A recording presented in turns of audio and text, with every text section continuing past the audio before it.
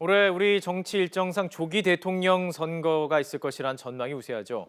과거 북한이 우리의 정권 교체기 때마다 대화 공세나 도발 등의 형태로 선거에 개입하려 했던 전례가 많았던 만큼 이번에도 그럴 개연성이 커 보입니다. 김주환 기자의 보도입니다.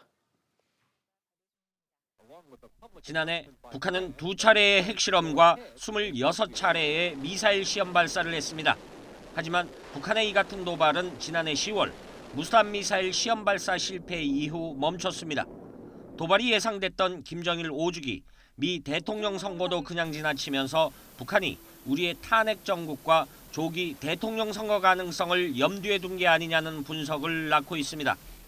북한은 역대 대통령 선거할 때마다 어떤 행태로든지 한국의 선거에 개입해 왔다고 해도 과언이 아닌데요. 제가 볼 때는 올해 북한은 대화 공세로 한국의 대선에 개입하지 않겠느냐 하는 생각을 합니다. 일종의 위장된 평화 공세입니다. 우리의 정치 혼란이나 조기 선거 국면을 앞두고 직접적인 어떤 도발을 자제하면서 대화 제의와 같은 위장된 평화 공세를 벌일 가능성이 높습니다. 물론 대남 대화 공세의 목적은 남남 갈등 유발입니다. 북한의 입장에서 볼 때 대북 제재로 상징되는 적대적 대외 환경을 우호적으로 바꾸기 위해서입니다. 한국은 수출에 우거하고 있는 수출 주도형 사회다. 수출에 우거하고 있는 사회는 정세가 불안하면 또 이 경제가 불안하면 작동할 수 없거든요. 그렇기 때문에 세로가 올라간 정부는 정세를 안정시키기 위해서 정세 안정 관리 방향을 바꾼다.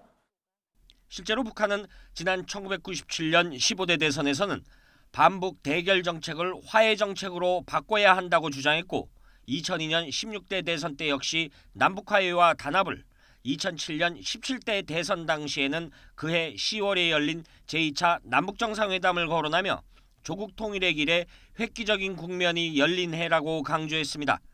2012년 18대 대선 때는 장거리 미사일을 쏘아 올리긴 했지만 우리 대선을 겨냥해 전쟁 세력 대 평화 세력의 싸움이라고 주장하며 갈등을 부추겼습니다.